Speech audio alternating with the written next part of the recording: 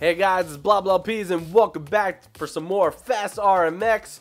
We're taking care of Gallium this time, and boy oh boy, I did not expect to come in first that last cup, so let's see if I can actually do that again this time. There's only one vehicle I haven't used yet at all, which has some good boost and acceleration, but is a lightweight with not so good speed. So let's see how this goes. I think this is going to be the easiest one to control, but I don't know if it's going to be the most beneficial overall. Alright, so like I said at the end of the last episode, I think I remember the haze, but I'm not 100% positive on that. We're about to find out. Force a spin out to begin. That's funny. Also, I haven't really touched on this at all. I did mention in the first episode that I am playing with just one of the Joy-Cons, and just coincidentally I'm playing with the left one. It's just the one that I picked up whenever I decided that I was going to do this. So it's not like I chose the left over the right. I actually might prefer the right, actually. I'm not entirely sure, but I do remember when I played Mario Kart 8 at PAX South with Abdallah, that I intentionally picked up the right one so that I could figure out like what it was like, because for those of you that don't know, the left and right Joy-Cons are not exactly the same, because like control wise they are when you turn them sideways, but the face buttons are on top of the analog stick on the right, whereas the analog stick is on the top of the D-pad on the left one. So whenever you actually turn it horizontally, for the right Joy-Con, the analog stick's like in the middle of the whole controller and the buttons are on the right, whereas on the left Joy-Con, the analog's on the left and the buttons are in the middle. So whenever I was playing Mario Kart 8, I intentionally chose the right one because I thought I wasn't going to like it, and I wanted to verify whether I would or not, because the left one just looked comfortable by default. To each their own, but that's what I thought. But when I played the right one, the Joy-Con is so small and light that it just fits in your hands perfectly no matter what, and you really shouldn't be able to notice the difference. You really shouldn't. Some people might, because they might have a little OCD about it, I don't know, but not knocking anyone with OCD, but I'm just saying. Like, the fact that they're not perfectly symmetrical is weird. I will give you that. Like, to me, it's weird. Like, if you told me to pick one of them up front just based on design, I would have immediately picked the left one. But after playing with it firsthand and actually owning the Switch now and playing with the left one instead of the right one, feels exactly the same.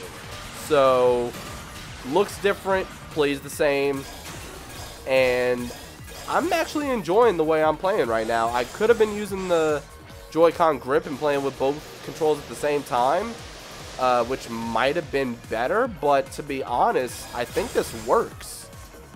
I don't know how it's going to work for platformers, which I'm also going to have to try.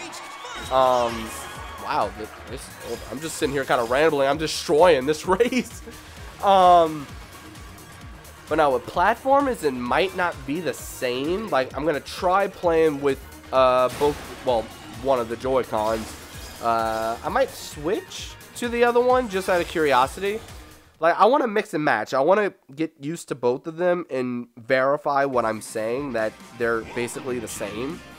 So when it comes to playing, like, Shovel Knight, I might just play with the Joy-Con just to see what it's like. And if I absolutely can't stand it, then I can always switch back to the Joy-Con grip and it's fine. But that's another cool thing about the Switch, is that you have the Joy-Con grip, which turns into a regular controller, and contrary to popular belief, it's actually very comfortable. It's light and it feels like a good controller, period. Don't let the giant block on the front confuse you. If you look at the back of the controller, it looks like a thin PS2 controller, kind of. Like an extra thin PS2 controller, the way you actually hold it. You don't put your hands on the back. You only hold the handles itself, and it's very comfortable, very light, and I can dig it. Would I prefer the Pro Controller? I have no idea. I've yet to play it, but from what I've heard, it's heavier, but it does play nice and it feels good, and it's suitable for substantial hours of gameplay, which is the idea. So ultimately, I don't know which is better, but the Pro Controller is what, 70 bucks? I don't need it right now. I really don't. By myself, I might be good with just the grip and the Joy-Cons. And for whenever people come over, I'm pretty sure if they've got the Switch and they bring their Joy-Cons and grip, that it'll be fine for them as well. So for now, I don't think the Pro Controller is necessarily needed, but I would like to get it at some point. Hopefully that price drops a little bit. Like 70 is just, it just seems like a lot. Like 50 or 60 for what it is, I can understand. Like, controllers are $50 nowadays. They just are. So if it was like 50, 60, I'd understand, but 70 seems like a lot. The Joy-Cons, however, even though they're more expensive, I kind of understand, because as small as they are and as light as they are, just the technology inside of them, like what they're capable of, it's more than what you see.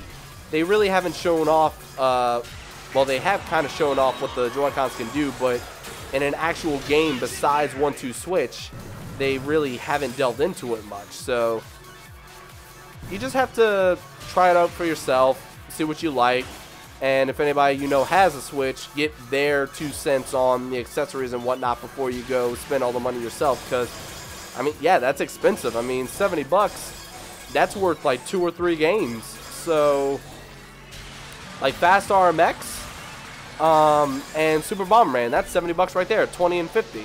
So instead of a controller, you can just use the Joy-Con grip and enjoy 2 games instead. I would much rather I would much rather games than controllers. So, yeah. Also, I didn't say this the whole time because I was kind of on my little tangent, as I usually do. I specifically remember this course now because I loved it so much. It was just perfect. Like the giant worm-looking monsters on the side, whatever the heck those things are supposed to be. They remind me of Dungeon Worm from Yu-Gi-Oh! But that's one of my favorite courses in the game. Like the fans from a distance, you can see them, you can adjust to them. They got giant straightaways. They got boosts on either side. They have empty areas for boost orbs. I just love that course. And so far, we got first and first. So let's see if we can actually get first in the first try this time, like we did in the first episode. But man,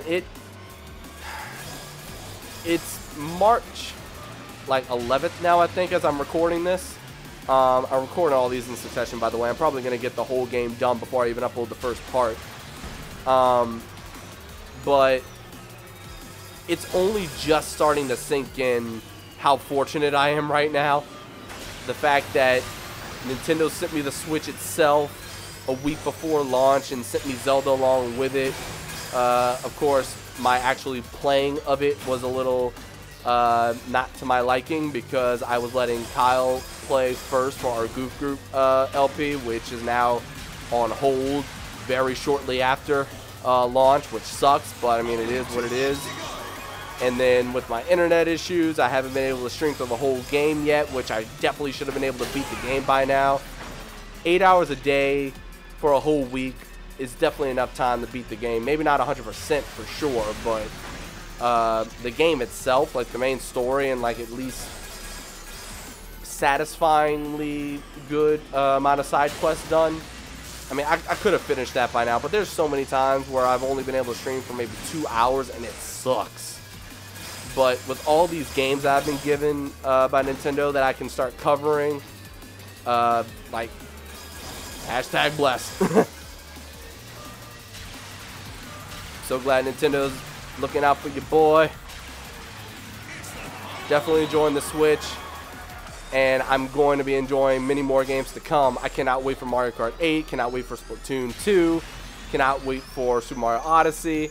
And unfortunately, I don't remember the names of them because they're indie games, and I don't pay enough attention to indie games. But there are some indie games that I'm definitely interested in. Master Blaster Zero was the first one that actually caught my eye. And then when I was told that I could get a code for it, I was like, yes, please. So they're like, all right, but keep in mind the embargo isn't until launch day, which is the 9th. They still gave me the game on March 3rd. So the day that the Nintendo Switch came out and received the day 1 update so that you can connect to the eShop, I was given codes for 4 other games. And Fast RMX was one of them. So very satisfied with what's happened so far. Definitely a money saver. I'm not knocking that at all. It all does add up, but the Switch itself is affordable. Good games at launch, at least in my opinion. Very good games to come this year. And you know they got to have some stuff in the works. You know they got to be coming out with maybe a new Smash Brothers or a port of the Wii U version. I personally prefer a new game. Let's think about some of the second tier Nintendo games. Let's think like Star Fox, Metroid, you know, those got to be coming. I just hope we don't get a Star Fox Zero repeat, because the game could have been great, but the controls sucked in my opinion. I don't know about you guys. That's just how I felt about it. Maybe we'll get another Paper Mario game, and maybe this one will be like the original and not Sticker Star and Color Splash, even though Color Splash was actually kind of fun. I don't know how they used almost the same mechanics, but changed it just enough to make it good. I don't know how they even managed that. And this is the most rambling episode of Fast RMX so far. I have not shut up this whole time. I've hardly talked about the game itself. And I just came in first place every race. I don't even know how that happened. Alright, so Chromium's going to be up next. No. Wait. Caradon. Oh, Caradon. I think that's how you said it. Hold up, let's look at that. Alright, so Chromium's down here. Okay, so next up is Argon. I do remember that Storm Coast, actually. I really do remember that one. Here, I think I remember Alpine, was it Trust? Yeah. This one, I think I remember Daitashi Station. Alright, so let's see what we got next. And so far, Thorium, why you of all... I come in first place on 2 of the harder tracks in my opinion, and then I lose because of Antarctica. Why are you even a continent? Anyway, see you guys next time for Argon. Thank you very much for watching. Bye-bye.